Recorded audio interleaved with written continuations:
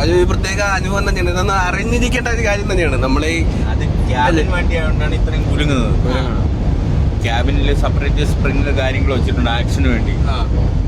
നമ്മുടെ ലൈലൻഡ് കെട്ടുപൊടിയാണെന്നുണ്ടെങ്കിൽ ഇത്രയും ആക്ഷൻ വരത്തില്ല.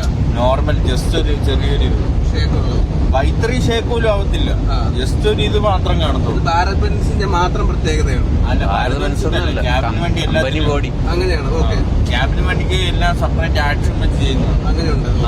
പുറകില് 2 സ്പ്രിങ് സെപ്പറേറ്റ് ഉണ്ട്. ഫ്രണ്ടില് ഇതിനു വേണ്ടി മാത്രമായിട്ട് ഷേക്ക് ആപ്സ് ഉണ്ട്. ഓക്കെ, അങ്ങനെ ഒരുപാട് ഇതുണ്ട്. അപ്പൊ ലൈലാൻഡിന് ഇത് വരത്തില്ലെന്നാണോ? കെട്ട് ക്യാബിനിൽ ഇതില്ലല്ലോ. അയ്യോ, കെട്ട് ക്യാബിൻ. ഓക്കെ ഓക്കെ, അങ്ങനെ ഇപ്പൊ മനസ്സിലായി. ഇപ്പം കെട്ട് ക്യാബിന് ചെയ്യാൻ പറ്റത്തില്ല. ഇപ്പം ക്യാബിനേ ഉള്ളൂ. ഈ കൊങ്കൺ ഡ്രൈവില് 6.5 കിലോമീറ്റർ നീളമുള്ള തുറങ്കോട്ടെന്ന് കേട്ടിട്ടുണ്ട് അല്ലേ? അത് ഇതാണോ?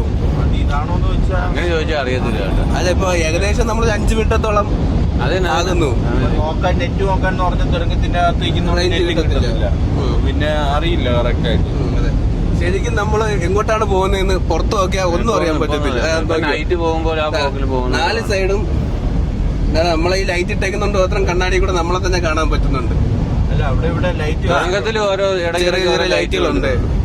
പാളം കാണണ്ടേ? അതെ, അതിനുവേണ്ടി എന്തെങ്കിലും മെയിൻ്റെനൻസ് വർക്കോ ആരെങ്കിലും വന്ന് ചെയ്യാൻ വേണ്ടി അവിടെ ഇവിടെയൊക്കെ കുറച്ച് ലൈറ്റ് വെച്ചിട്ടുണ്ട്. ഓക്കെ.